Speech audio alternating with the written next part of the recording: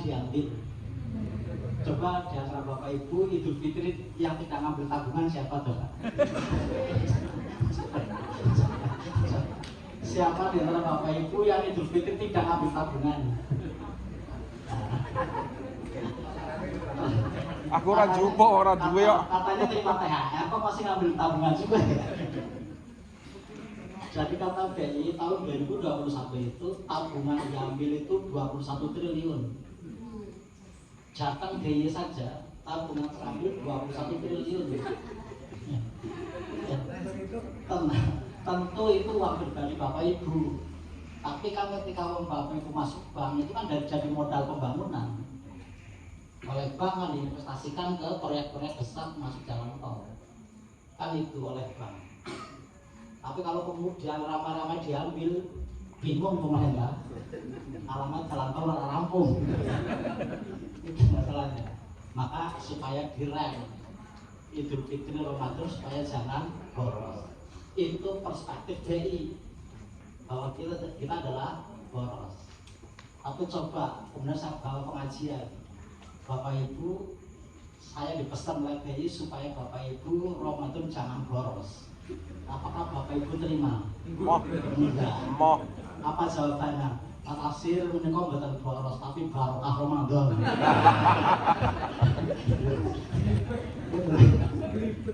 Itu barokah Ramadan. Apa artinya barokah? Barokahnya apa namanya? Al-ziyadatul khair atau ziyadatul sa'adah. Bertambahnya rasa bahagia. Bertambahnya kebaikan. Itulah barokah. Ora apa-apa teks inti bahagia. Lalu bahagianya Idul Fitri loh. Kok kemudian nggak boleh bahagia? Orang kok 11 bulan habis hanya untuk sebulan. Yang penting bahagia. Parang rekro. Maka raiso direm.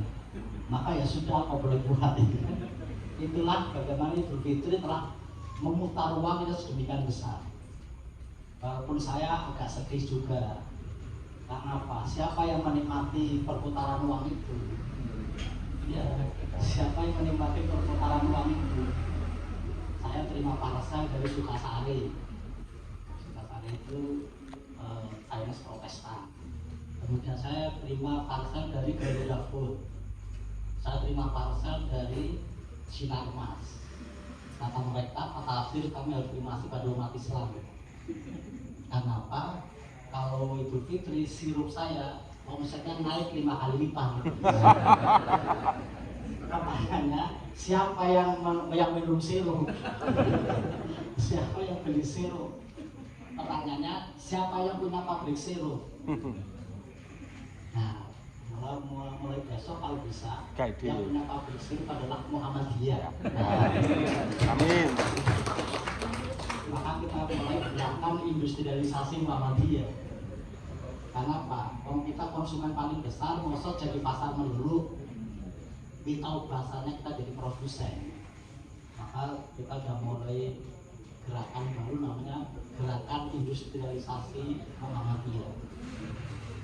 Kita sudah saatnya membangun pabrik. Karena apa? Sekolah sudah terlalu banyak. Rumah sakit Jawa Tengah sudah 52, 53. Sebentar lagi 55. 55 dari 120 rumah sakit Muhammadiyah dan Indonesia seluruh Indonesia. Jadi dari 120,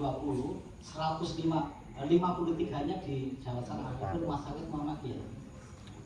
Perguruan tinggi PP sudah tidak mengizinkan lagi berdirinya perguruan tinggi Muhammadiyah di Jawa Tengah. Jadi Sukoharjo pun bukan usah mikir perguruan tinggi. PP sudah nggak mengizinkan. Jadi PP sudah tidak mau lagi merekomendasi berdirinya perguruan tinggi Muhammadiyah di Jawa Tengah. Kecuali merger, naik kelas, atau menghidupkan kampus mati. Itu yang dibolehkan. Merger yang kecil-kecil jadi besar. Universitas, UNCLA, itu stikus dengan Akademi Akuntansi Muhammadiyah. Menghidupkan kampus mati UMUKA. Nah, itu menghidupkan 3 kampus mati. Itu UMUKA. Pengurus. Itu yang dibolehkan. Atau naik kelas dari stikus menjadi institut, itu naik kelas boleh. Tapi kalau sama sekali baru sudah tidak boleh lagi karena Jawa Tengah sudah 27 prodi Muhammadiyah Jawa Tengah. Dari 27 itu 12 universitas. Dan itu terbanyak di Indonesia. Jawa Timur hanya 8 universitas, kita 12. Apalagi rumah sakit Jawa Timur 36, kita 53. Ya, itu terbesar kedua. Beberapa PWM bahkan sama sekali belum punya rumah sakit. Nah itu semua sudah banyak terbesar. Jadi Jawa Tengah adalah Muhammadiyah Jawa Tengah adalah 40% dari Muhammadiyah seluruh Indonesia. Itu juga ini. Kita lihat misalnya Muswil bandingan dengan Muktamar. Putusan Muktamar Muhammadiyah itu 2.600. Ya, putusan Muktamar Muhammadiyah seluruh Indonesia itu 2.600. Muswil 1.520. 1.520 hanya Jawa Tengah. Sementara se-Indonesia cuma 2.600. Jawa Timur 1.200. Kita 1.520. Karena berbasis jumlah cabang dan rangkul. Maka sudah saatnya kemudian dibangun yang tidak lagi bicara tentang rumah sakit, panti asuhan, yang itu semuanya sudah overload, tinggal kualitasnya aja. Maka sudah saatnya berpikir industrialisasi Muhammadiyah. Bapak Ibu yang saya hormati, kembali ke budaya. Dan landasan kita berbudaya itu sangat kuat. Kalau Muhammadiyah kemudian menggunakan lingkungan 104, di situ ada dua kata kunci, satu al-khair, dua al-ma'ruf. Apa sih bedanya al-khair dan al-ma'ruf?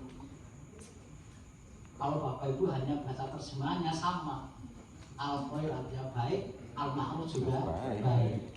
Tapi kalau kita baca tafsirnya kan lalu ada perbedaan antara khair dan ma'ruf. Jadi khair itu adalah kebaikan menurut standar syariat, itu khair. Tapi nggak cukup Bapak Ibu beragama hanya pakai level al-khair. Coba kalau kita beragama hanya sebatas level syariat. Kalau Bapak Ibu batas auratnya dari mana sampai mana untuk Bapak-bapak? Sampai Aurat Bapak-bapak auratnya dari pusat sampai lutut. Boleh nggak pengajian saya jadi pakai anduk? Boleh nggak menurut syariah pakai anduk? Boleh nggak? Boleh. sah. Ya, syariah. Bahkan Allah tidak menetapkan pakai apa nutupnya. Yang penting tidak terlihat. Mau pakai karung, mau pakai kertas, kan terserah aja. Mau pakai daun, kan nggak urusan. Yang penting Allah tidak terlihat. Apa kemudian kita nekat seperti itu? Nggak bisa. Maka ada al-ma'ruf. Al-ma'ruf dari kata uruf. Uruf adalah adat, kebiasaan. Maka kalau al-khair adalah kebaikan menurut standar syariah, maka ma'ruf adalah kebaikan menurut uruf. Kebaikan menurut kepantasan. Kebaikan menurut paham setempat. Selama tidak melanggar syariat. Maka peci tidak dipakai, tidak melanggar syariat, tidak melanggar hukum, melanggar kemakruhan.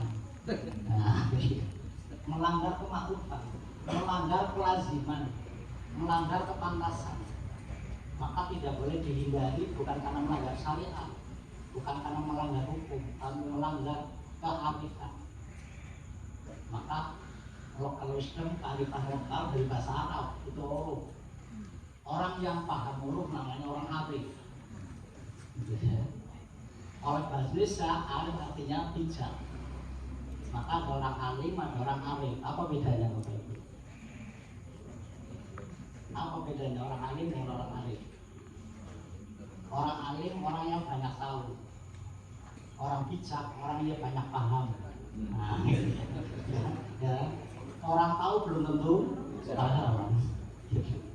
Karena paham maka dia menjadi bijak, termasuk paham tentang adat. Itulah maka Allah sudah berpesan kepada kita untuk dakwah kita tidak cukup hanya Quran hadis, butuh paham dalam Al-Hujurat 13. Saya kira Bapak Ibu semua paham. Bismillahirrahmanirrahim. Ya Yohanes, inna khalaqnakum min dzakari wa untha wa ja'alnakum syu'uban Wakobaila lita'arofu di situ. Jadi Allah menggunakan kata lita'arofu, muruf, pahami adatnya masing-masing, pahami kebiasaan masyarakat setempat. Itulah kenapa kemudian Quran begitu lancar di Arab, hadis sunnah begitu lancar di Arab, Islam begitu lancar di Arab, karena Islam turun seirama dengan kultur Arab. Contoh, kalau saya tanya ibu-ibu kerasa buatan budi poligami. Nah, kalau saya tanya ibu-ibu mau nggak budi poligami? Jawabannya tidak. Tahu apa? Boleh nggak Pak poligami? Boleh. Semantap jawabannya kan? Itulah situasi kultur terhadap syariah. Tetapi ayat poligami begitu lancar di Arab Bapak Ibu. Jadi ayat poligami begitu lancar, tidak ada hambatan apapun ayat poligami turun di Arab. Kenapa?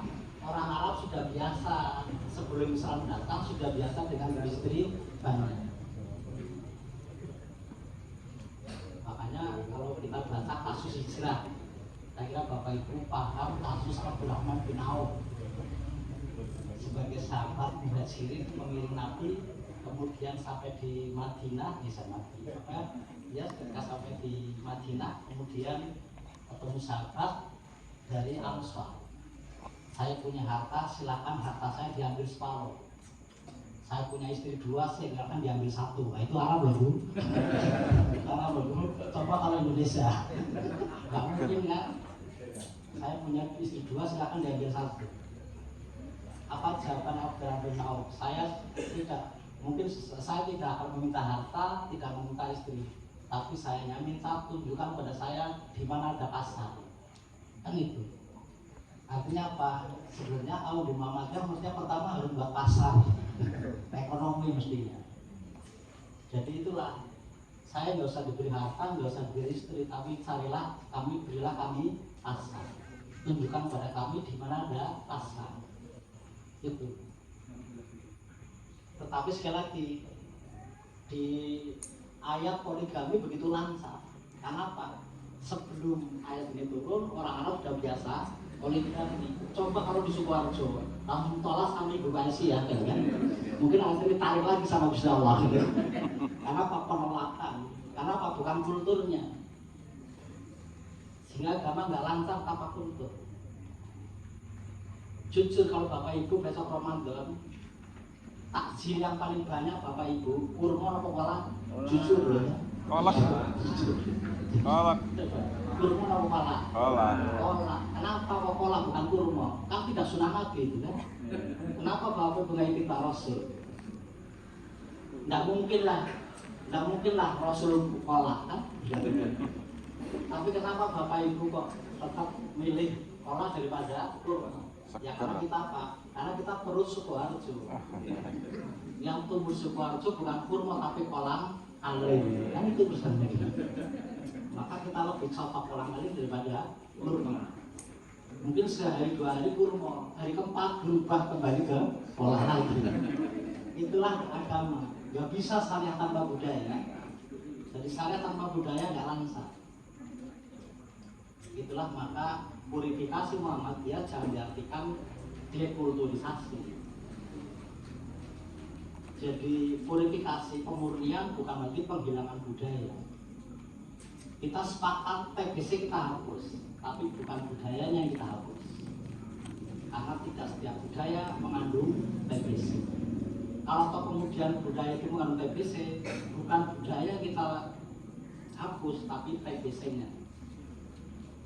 Makanya kemarin saya mengedukasi warga Muhammadiyah lewat muktamar di Stangkeris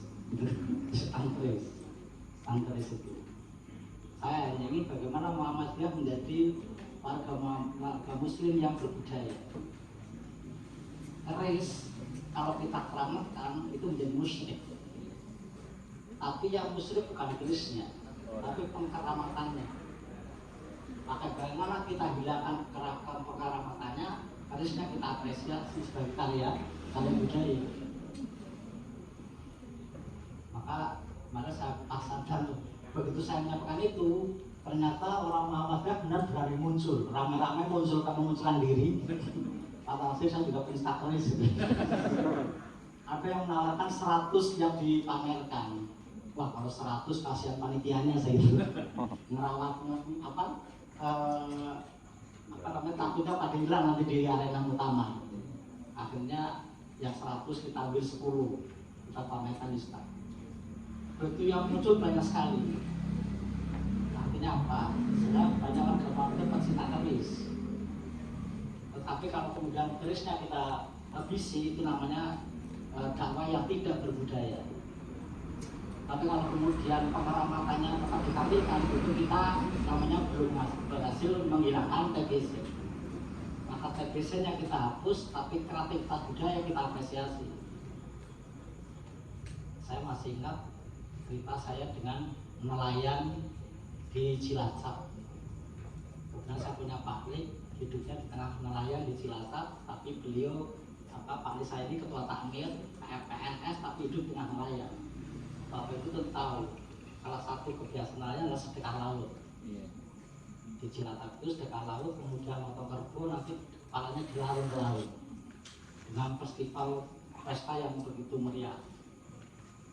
Nah, kali saya bingung bagaimana caranya, gitu kan? Bagaimana caranya? Karena tidak mungkin menghapus sedekah laut, tidak mungkin. Tapi bagaimana sedekah laut kita tidak melawan, tapi kita tidak musyrik. Kita diskusi, saya katakan gampang kok paling kok gampang. Yang penting budayanya, kebiasaannya nggak usah kita hapus, nggak usah kita lawan. Tapi tauhid kita yang kita luruskan, niat kita yang kita luruskan. Lalu apa? Nah, niatnya ya sudah, tetap saja sedekah laut, motong kerbau, tetapi kepalanya kita larung tetap ke laut, tapi kita niati bukan untuk yang berso, tapi untuk makan ikan. Emangnya haram kan enggak ya? Bayangkan ikan tiap hari sebagai sumber nafkah, nggak pernah sekalipun kita ngasih hadiah. Masa kan enggak, itu kan tidak keikanannya. Tiap hari kita ambil nafkah dari ikan, tapi nggak pernah sekalipun kita ngasih hadiah. Ya buru-buru dagingnya, kepalanya lah kita kasih. Sehingga kita tidak melawan budaya, kita tidak menghilangkan budaya, tapi niat kita luruskan, tauhid kita murnikan, tanpa melawan budaya, tanpa melawan aktivitas sedekah laut. Ini yang saya maksud, bahwa purifikasi terhadap budaya artinya bukan penghinaan budaya, tetapi desakralisasi, penghilangan nilai-nilai sakral, penghilangan nilai-nilai keramat terhadap sesuatu. Karena yang sakral hanya Allah, lainnya profan. Maka terlakukan profanisasi terhadap sesuatu yang kita anggap sakral. Maka purifikasi saya artikan sebagai desakralisasi. Sementara terhadap tek-tek tadi budaya, purifikasi kita artikan sebagai autentikasi, mencari ajaran yang otentik. Bisa jadi salah satu otentitas Quran hadis adalah menghargai kultur. Buktinya apa? Banyak sekali syariat Islam, baik Quran maupun hadis, adalah kultur Arab yang benar dilegitimasi oleh Quran maupun Sunnah. Ya. Jadi banyak sekali ajaran Quran sebenarnya adalah berawal dari kultur Arab. Contoh mandi wajib. Bapak Ibu kira-kira pengantin anyar sekali berapa mandi wajib saya gitu Pak? Mungkin Sukoharjo nggak ada masalah. Bayangkan Wonosobo Temanggung gitu. Daerah yang begitu dingin harus mandi wajib sehari entah berapa kali. Apalagi tengah malam. Ya. Itu. Tetapi ayat mandi wajib nggak ada masalah. Silakan Bapak Ibu baca di kitab tafsir tentang mandi wajib. Disebutkan bahwa mandi wajib adalah kebiasaan orang Arab sebelum Islam datang. Orang Arab udah biasa mandi setelah hubungan suami istri. Ya. Itu kebiasaan orang Arab, mandi setelah hubungan suami istri. Maka ayat tentang mandi wajib langsung. Karena apa? Sudah biasa. Sudah ada prakondisi kultur Arab. Itulah yang menjadi syariat. Mungkin akan lain kalau ayat ini turun di Temanggung atau Wonosobo gitu kan. Tapi turun di Arab sudah biasa. Artinya apa? Betapa agama dan kultur tidak bisa dipisahkan karena saling menguatkan. Keberhasilan Wali Songo adalah menyatukan antara Islam dan Jawa, yang itu tidak dimiliki oleh siapapun. Sehingga ada ungkapan Islam adalah Jawa, Jawa adalah Islam. Orang Jawa yang tidak Islam adalah Jawa yang aneh-aneh. Nah, maka hampir satu desa Islam semua, walaupun mungkin belum sholat, tetapi tidak ingin disebut aneh. Karena tidak ingin disebut aneh, maka kemudian mereka masuk Islam, walaupun belum sholat. Tetapi hanya dengan modal Islam adalah Jawa, Jawa adalah Islam, betapa kuatnya Islam Jawa. Dijajah Eropa 350 tahun, yang Kristen tetap dengan Islamnya, itu Jawa. Indonesia Timur habis Islamnya. Indonesia Timur habis Islamnya, Filipina habis Islamnya, Portugal habis Islamnya, Spanyol habis Islamnya. Spanyol habis Islamnya, 8 abad Islam di Spanyol, tapi lupa pribumi seperti Wali Songo. Sehingga Islam tetap kalis budaya Spanyol. Sehingga begitu menjelang 8 abad, Islam lemah, Kristen menguat, kemudian Raja Spanyol hanya 2 pilihan, masuk Kristen atau aus dari Spanyol, hanya itu pilihannya. Ya. Jadi masuk Kristen atau aus dari Spanyol. Kalau ingin tetap Spanyol silakan masuk Kristen. Tapi kalau ingin tapi Islam silakan keluar dari Spanyol. Itulah Maroko. Nah, Maroko adalah orang-orang Islam yang sama dengan Islamnya yang kemudian terusir dari Spanyol. Itulah Maroko. Nah, Spanyol itu yang kemudian masuk ke Kristen. Untung di Piala Dunia menang Maroko lawan Spanyol. Bayangkan kalau kalah atau enggak kan? Bayangkan kalau kalah. Jadi kemarin pertandingan antara Maroko dan Spanyol itu pertandingan antara mutakin dan mutadin. Ya, pertandingan mutadin dan mutakin. Ya, itulah Spanyol. Jadi karena Eropa adalah tidak sekedar menjajah, tapi juga membawa misi sending agama, kristenisasi. Sehingga kristenisasi seiring dengan imperialisme Barat ke negara lain. Sehingga semua pembawa ajaran Kristen adalah bersama dengan imperialisme. Tapi luar biasa Jawa, 350 tahun dijajah oleh Eropa yang Kristen, tapi tetap dengan Islamnya. Bedakan dengan Indonesia Timur habis, Spanyol habis, Portugal habis, karena kegagalan menyatukan agama dan budaya. Maka jangan abaikan budaya.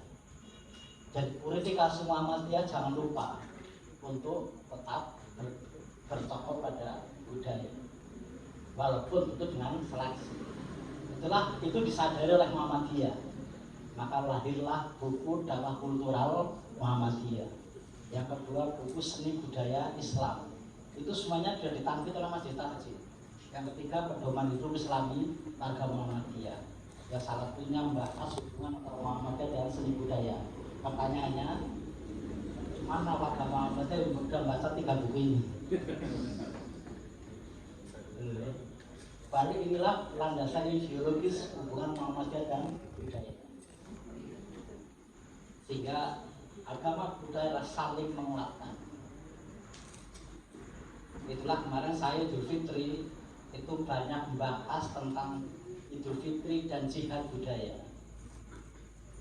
Karena saya membaca di WK dari salah satu kelompok Islam yang namanya kalau itu diikuti akan menghabisi Idul Fitri dalam konteks kultur Jawa atau kultur Indonesia. Karena apa? Mohon maaf lahir dan batin dianggap tidak tepat pada bulan Syawal. Juga ucapan apa namanya?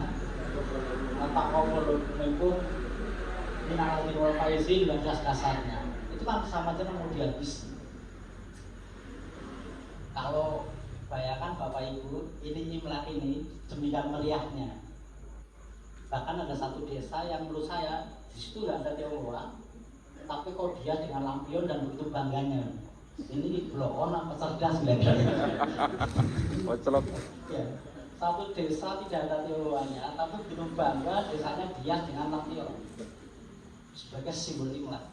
Pertanyaannya, desa ini nanti kalau Idul Fitri ada apa coba? Kalau kemudian Idul Fitri kemudian lebih sepi dari Imlek, itu namanya apa? Kalah jihad budaya. Ya. Kalau sampai Idul Fitri kalau lebih sepi daripada Imlek, itu artinya apa? Kalah jihad budaya. Kalau sampai Syawal lebih sepi dari Desember, itu artinya kalah jihad budaya. Bayangkan Kristen berapa persen sih? Tapi maksimal 3%, kita 87%. Mosok yang 87% kalah semarak dengan yang 3%, ironis kan? Mosok yang 2% lebih meriah dari yang 87%, itu kan ironis. Ini kekalahan jihad budaya. Pertanyaannya, dengan kreativitas apa Bapak Ibu merayakan Idul Fitri? Takbiran bid'ah, tidak coba takbiran bid'ah, kemudian minal wal faizin nggak ada dasarnya. Terus mau pakai apa Bapak Ibu menyemarakan Idul Fitri? Kemudian petasan mubazir. Terus pakai apa kita menyemarakan Idul Fitri? Jujur om Bapak Ibu, petasan itu mubazir atau manfaat? Jujur sekarang ya. Senang Pak Polisi. Pasar itu mubazir manfaat. Ketika pengajian jawabannya mubazir. Itu ketika pengajian. Begitu Idul Fitri, Pak Tafsir kok sepi. Bayangkan Idul Fitri gak ada petasan. Kayak apa Idul Fitri? Kalau Bapak Ibu ingin membandingkan 1 Januari jangan dengan 1 Muharram, beda paradigma. 1 Januari paradigmanya pesta, 1 Muharram paradigmanya zikir, nyambung gitu kan. Sama-sama tahun baru tapi beda paradigma. Kalau ingin samakan 1 Januari dengan 1 Syawal. Sama-sama pesta. Idul Fitri pesta, 1 Januari juga pesta. Maka nggak berpuasa, karena apa? Pesta. Maka itulah dari bergembiranya mati setelah menelak 1 Syawal. Kalau kemudian sepi meh ngopo. Bapak Ibu jangan bayangkan sinterklas ajaran Kristen, bukan. Jangan bayangkan Bapak Ibu bahwa pohon Natal ajaran Kristen, bukan. Apalagi ada salju, bukan. Itu semuanya bukan ajaran Kristen, bukan ajaran gereja, bukan ajaran Injil. Semua itu adalah kreativitas umat Kristen dalam menyemarakan hari besarnya. Jadi itu bukan ajaran Kristen. Karena saya di jurusan perbandingan agama, sehingga meneliti tentang bagaimana sikap gereja terhadap fatwa ini yang mengharapkan simbol-simbol Kristen ketika hari besar, di mana foto-foto mengharuskan karyawannya pakai sinterklas. Kan benar di fatwa haram lakukan. Kita sebagai sebagai fakultas perbandingan agama lalu penelitian bagaimana sikap gereja terhadap fatwa haram MUI terhadap simbol-simbol Kristen di hari Natal. Apa jawab gereja? Kira-kira penelitian. Tafsir silakan itu diharamkan, silakan itu di fatwa haram, silakan itu dilarang. Karena apa Pak Tafsir? Itu semua bukan ajaran kami.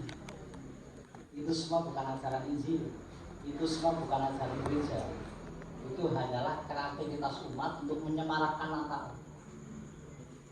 Pertanyaannya, kreativitas umat apa Idul Fitri Bapak Ibu semangatkan? Coba Dengan apa Bapak Ibu menyemarakan Idul Fitri? Kemarin saya jalan dari Pati ke Semarang menjelang H1 Imlek. Di mana ada kerumunan persiapan, kemudian ada sebagian wongsak kabupaten pun terbelah hanya ingin menonton barongsai. Pertanyaannya, Idul Fitri Bapak Ibu merayakan pakai apa?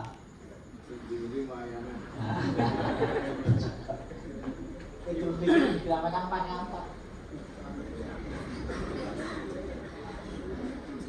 Padahal budaya adalah baliho. Ya. Kreativitas budaya adalah baliho. Baliho dari bahasa Arab. Hadis berbunyi baliwani walau ayah. Nah, jadi baliwani walau ayah, sampaikan walaupun satu ayat. Jadi kata baliho jadilah baliho.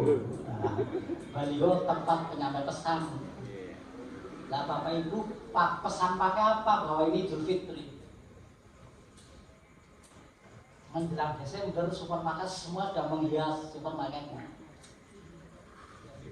Menjelang Imlek semua toko sudah menghias simbol-simbol Imlek. Pertanyaannya, Ramadan pakai simbol apa? Ramadan pakai simbol apa?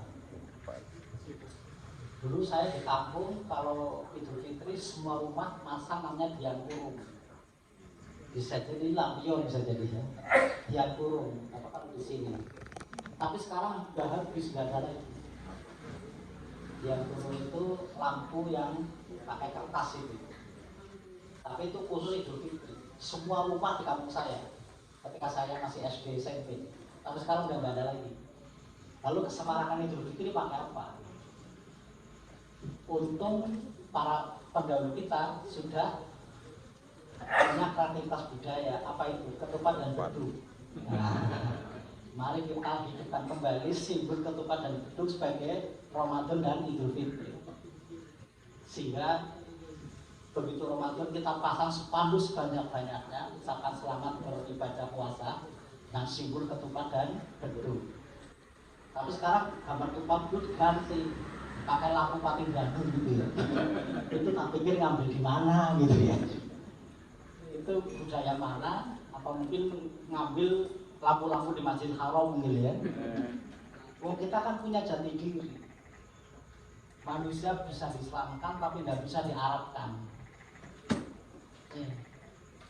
Manusia bisa diselamatkan tapi tidak bisa diharapkan. Buktinya apa? Pak Iwowo nggak pernah pakai serban jubah. Malah nikmat pakai baju koko, baju batik dan koplo. Itu sebenarnya kan nggak pernah Nabi lakukan. Kalau kemudian tiba-tiba Pak Wiyowo pakai serban jubah berikut jenengan malah jangan kayak kapan ya apa mentang-mentang mau nyalak kalau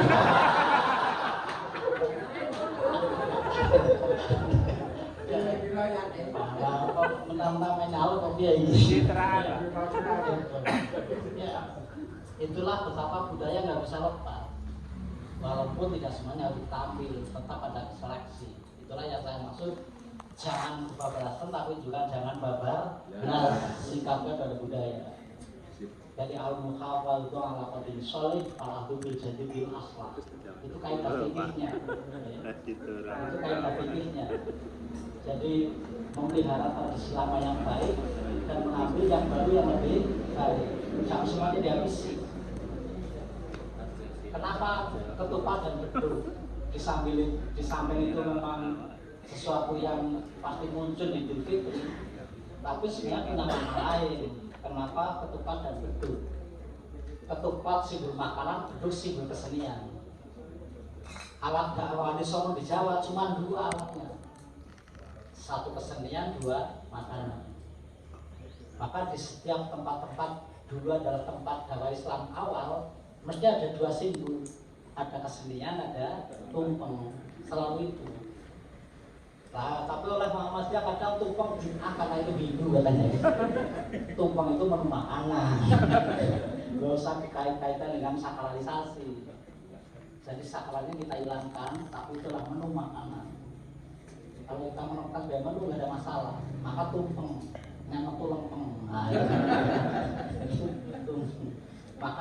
maka tumpeng nggak boleh bengkok, harus lurus, harus lempeng, menuju satu titik. Maka tumpeng nggak boleh tumpul.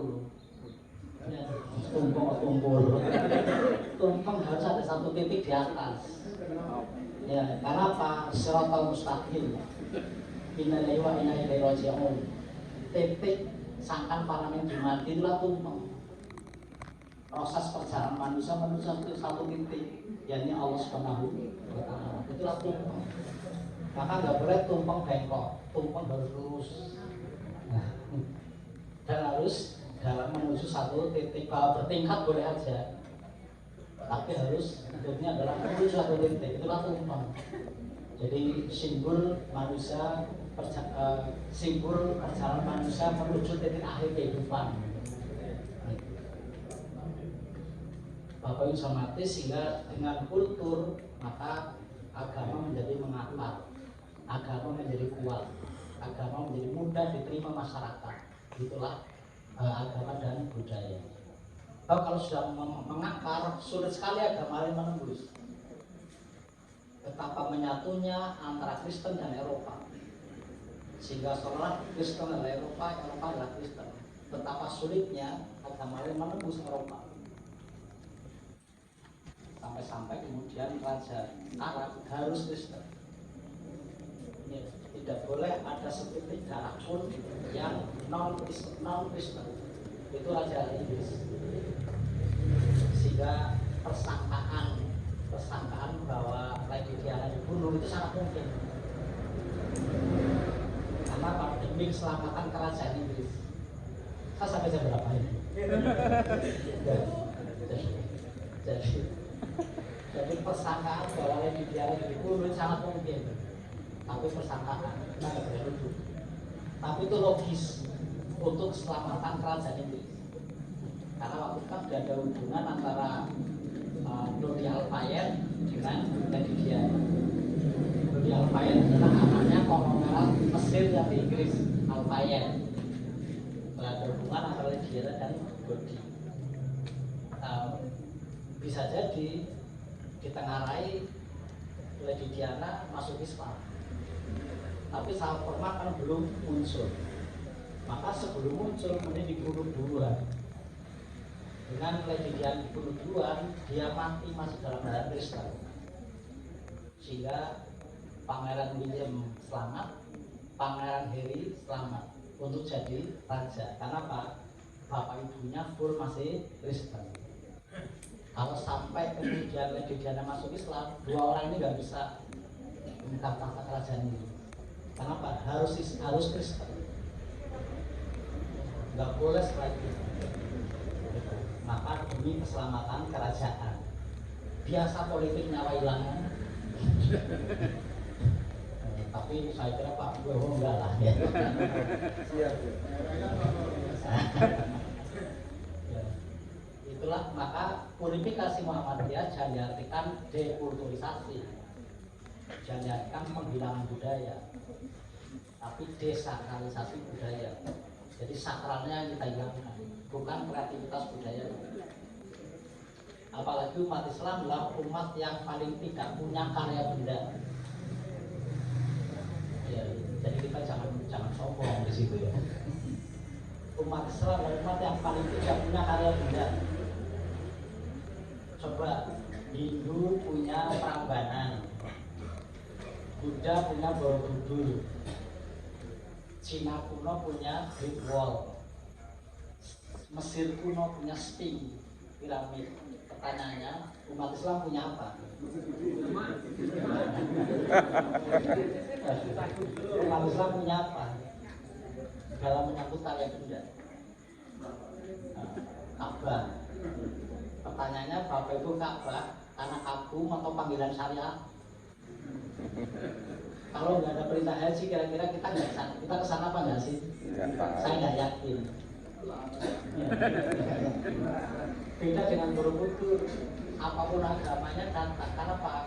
Ada karena kekaguman kreativitas seni budaya, bukan karena ibadah, tapi kagum akan kreativitas budaya yang dihasilkan. Kan bukan kita ibadah ke sana, tapi kekaguman akan kreativitas budaya. Sehingga agama apapun akan datang ke sana. Sampai dinaikkan mahal pun protes kan gitu. Iya, sampai dinaikkan mahal pun protes. Karena Pak tetap ingin ke sana. Coba kalau Islam, mana Bapak Ibu?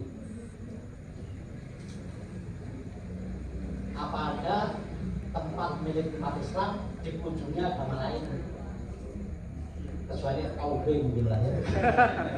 Kelimpahan KUB. Itu dengan Prambanan, Borobudur, Seping, itu siapa yang tidak ke sana? Kalau kemudian kita punya satu sebenarnya masjid paling indah di dunia di bawah naungan UNESCO. Apa itu? Masjid Cordoba Spanyol tadi. Masjid Cordoba lah masjid terindah di dunia dan sekarang di bawah perawatan UNESCO. Tapi Bapak itu tahu nasibnya masjid ini sekarang? Sekarang menjadi kantor Katolik Spanyol. Nah, sekarang menjadi kantor katedral masjid terindah di dunia ini. Apa kira-kira kalau warga Muhammadiyah infak gitu ya, infak kemudian kita beli gitu. Kalau kita bisa mengumpulkan uang untuk beli apa Cordoba, saya nggak yakin mereka membolehkan. Ya. Tapi kalau boleh, mesti kita beli lah gitu ya. Kita infak rame-rame, orang Muhammadiyah Indonesia infak untuk beli masjid Cordoba. Jadi ini masjid terindah di dunia, sampai kemudian sekarang menjadi bagian dari cagar budaya yang dirawat oleh UNESCO. Tapi Bapak Ibu tadi nasib Spanyol tadi, masjid ini sekarang menjadi kantor katedral Katolik Spanyol. Menyedihkan kan? Karena kegagalan menyatukan Islam dan budaya. Walaupun ada kelemahannya menyatukan agama dan budaya, apa kelemahannya? Sinkretisme. Maka tadi sinkretisme itu kebablasan, tapi kalau menaati budaya namanya barbar. Nah, ini yang tidak boleh. Kadang-kadang Muhammadiyah begitu, kadang-kadang NU kebablasan, Muhammadiyah barbar. Kadang-kadang begitu. Ini kan salah baru gitu kan. Kadang-kadang saya protes. Muhammadiyah nggak mau rebanakan tapi belum jaminan. Kok doang? Apa bedanya jamin dengan rebana? Kan sama-sama digebuk. Bahkan jamin mungkin lebih kafir daripada rebana. Karena rebana kan dari Arab bagaimanapun. Biasa Nabi dan sahabat pulang perang diiringi rebana ibu itu biasa. Ya. Sahabat, Nabi dan sahabat pulang perang dan diiringi rebana oleh ibu. Sehingga ada cerita lucu anekdot kan, bukan cerita anekdot, tapi hadis humor Nabi. Bapak Ibu ada kitab judulnya Tuhibun Nabi Fatabasumuhu. Bapak Ibu pernah baca belum? KPK aja belum selesai. Apalagi baca kitab inilah ya. Kitab ini adalah kumpulan humor Nabi. Jadi keliru kalau Nabi itu bukan humoris, itu keliru. Jadi kalau balik kok nggak bisa lucu, itu tidak itibar Rasul. Karena ada kitab kumpulan hadis humor Nabi, judulnya Tuhibun Nabi Watabasumuh. Dari judulnya kan udah kelihatan. Jadi apa namanya, canda Nabi dan senyumnya. Ya, canda Nabi dan senyum. Salah satunya itu cerita tentang Nabi pulang perang dan sahabat diiringi rebana oleh ibu. Kemudian Nabi lewat, ibu-ibu ngiringi rebana. Sahabat Abu Bakar lewat, diiringi rebana. Utsman lewat, diiringi rebana. Ali lewat, rebana. Begitu Umar lari ibu ini. Terus Nabi nanya, loh Bu, tadi semua diiringi begitu Umar malah ibu lari, apa jawabannya? Saya takut sama Umar gitu. Maka Nabi jawab dengan humor, jangan kamu, saya aja takut. Itulah Nabi, jadi suka humor. Bahkan yang humor lagi Nabi adalah ketika istrinya sakit, Aisyah Coba ibu-ibu kira-kira gimana kalau seperti Nabi Aisyah sakit kemudian curhat ketika sakit. Saya sakit ya, jangan-jangan saya mau meninggal, kan itu curhatannya Aisyah. Apa sudah saatnya saya meninggal, karena saya sakit seperti ini. Ya. Apa jawab Nabi? Loh Bu, banyak kamu senang kalau meninggal duluan. Ibu pripun Bu kalau jenengan curhat karena sakit, suaminya jawab gitu betul Bu. Mungkin langsung sembuh mungkin ya. Langsung emosi berdiri malah hilang sakitnya.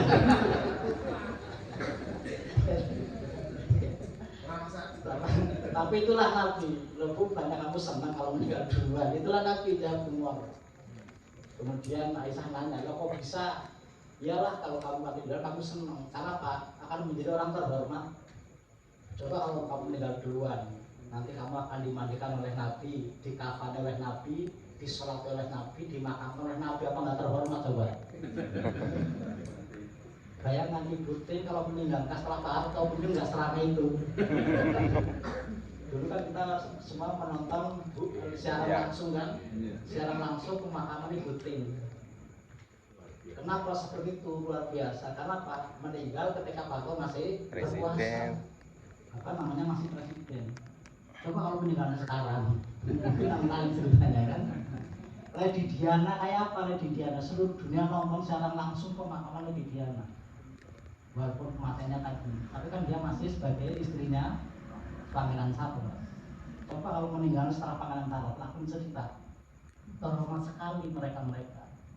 Maka ibu-ibu meninggallah sebelum suaminya.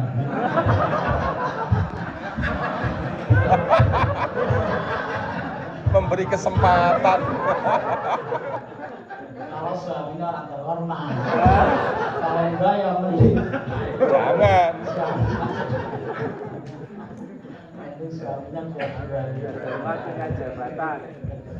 Tapi Aisyah juga jawab dengan humor juga. Aisyah juga jawab dengan humor. Kamu juga seneng kan kalau saya mati duluan? Kok bisa seneng? Ya, kamu bakalan pulang ganti dengan istri yang lain kan? Itu hebatnya kamu punya CV cadangan Bu. Nah kalau kita, bablas lah ya. Itu humor antara Nabi dan Aisyah. Jadi ini kita khusus hadis humor Nabi. Jadi jangan kira Nabi nggak punya humor. Humoris Nabi itu. Karena itu memang harus menjaga 5 keseimbangan. Zikir, mikir, kerja, istirahat, berhibur. Itu hidup. Jangan sampai Bapak Ibu dalam 24 jam sedetik pun nggak tertawa, mesti nggak beres itu. Jadi Bapak Ibu dalam 24 jam sedetik nggak tertawa, mesti ada yang nggak beres. Tapi 24 jam tertawa terus juga nggak beres. Harus seimbang. Harus seimbang. Pikir, mikir, kerja, istirahat, berhibur. Itu. Dan ini diterapkan oleh ulama-ulama kita terdahulu dalam mengatur tata kota. Luar biasa. Tata kota kita selalu mesti depannya masjid, depan masjid alun-alun. Samping alun-alun kantor bupati. Selalu itu. Kantor bupati sebelahnya pasar. Kalau ada yang melanggar penjara. Selalu itu, luar biasa Jawa itu. Tata kota tidak sekedar persoalan letak bangunan, tapi disesuaikan dengan tata kehidupan sebagaimana Al-Quran. Jadi pikir, mikir, kerja, berhibur, istirahat. Jadi begitu bangun tidur, pikir, jamak subuh. Tapi manusia nggak cukup hanya pikir, butuh teriak. Teriak di masjid nggak mungkin, datang alun-alun. Poli nyemes teriak, masa nyemes diam. Teriak di alun-alun. Nonton kerawitan di alun-alun atau nonton musik di alun-alun, butuh hiburan. Maka sebuah kampung itu harus ada taman untuk berhibur. Kalau satu kampung mau rumah semua, banyak orang stres. Harus ada ruang publik. Itu mengekspresikan diri orang berteriak. Karena butuh ruang berteriak. Jangankan manusia, alam aja berteriak. Watuk. Buktinya apa? Gunung meletus itu kan alam sedang berteriak. kalau nggak teriak, kalau nggak batuk, apa jadinya? Maka dia meletus karena menyampaikan unek-uneknya. Manusia juga sama. Makanya kan dalam pandangan tasawuf manusia adalah jagat kecil, jagat cilik. Alam adalah jagat jagat besar. Karena manusia adalah miniatur alam. Apa yang di alam baru ada dalam diri manusia, tidak boleh tidak. Secara seimbang, tak proporsional. Manusia di alam ada udara, kita butuh udara. Di alam ada air, kita harus butuh air. Di alam ada besi, kita butuh besi. Secara proporsional. Maka makan yang baik kan bukan makan enak, makan yang seimbang. Ya. Kalau kita kok makan enak terus, cepat sakit. Tapi makanlah yang seimbang.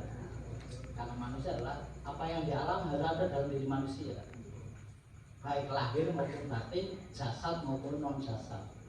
Jasadnya tadi benda-benda di alam harus ada dalam diri manusia. Kalau rohania ada malaikat, ada setan, ya manusia ada setannya, ada malaikatnya. Maka fa'alhama fujuraha wa taqwa. Di dalam diri manusia diilhami dua kekuatan baik dan kekuatan buruk. Baik mengacu pada malaikat yang selalu taat, kemudian melanggar maksiat karena mengacu pada setan. Sehingga manusia ada perpaduan antara malaikat dan setan. Makanya paling berat jadi manusia. Maka tidak ada bunuh diri selain manusia. Karena berat jadi manusia. Jadi setan enak karena cuma monodimensi. Setan hanya bisa melanggar. Setan hanya bisa maksiat. Kalau ada setan otak atu, setan yang keliru. Setan goblok. Itu setan yang keliru. Ya, jadi kalau Bapak Ibu melihat setan kok sholat, itu setan yang keliru. Jangan tegur. Jangan setan kok sholat. Yang boleh setan kok sholat. Ya, itu melanggar namanya. Sebaliknya malaikat hanya bisa taat. Lah manusia bisa taat, bisa maksiat. Itu manusia.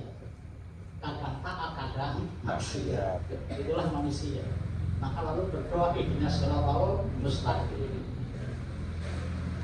Tapi paling berat jadi manusia karena harus di antara dua pilihan.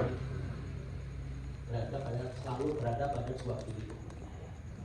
Bapak Ibu yang saya hormati, itulah budaya dan agama yang tidak bisa dipisahkan dan Muhammadiyah sadar akan itu.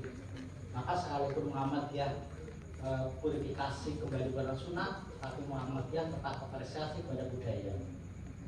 Itulah yang kemudian merumuskan ada hasil rumusan ideologi Muhammadiyah di bidang kebudayaan, yakni dakwah kultural Muhammadiyah, seni budaya Islam dan pedoman hidup Islami warga Muhammadiyah. Silakan dibaca, ini semua adalah ideologi Muhammadiyah di bidang budaya. Masalahnya kalau dengan cakun sampai subuh. Kalau sama cakun itu menjelang subuh baru selesai, kemudian subuhan baru tidur kalau cakun. Lah kalau kita ya ini kan priayi lah ya. Nah, kemudian betapa sebenarnya budaya butuh budaya sebagai media agama untuk bisa mengakar dan diterima. Maka salah satunya adalah tembang jago peluru. Apa nih?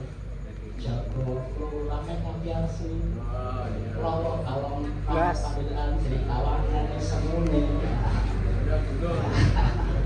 Itu adalah penjelasan dari Akim Sholah di Syamsi wa Sakelain wa Qur'an Fadli Nabal Fadli Kana Mashuda. Itulah ayat Quran jadi gandang bulan jago peluru. Terima kasih. Wassalamualaikum warahmatullahi wabarakatuh.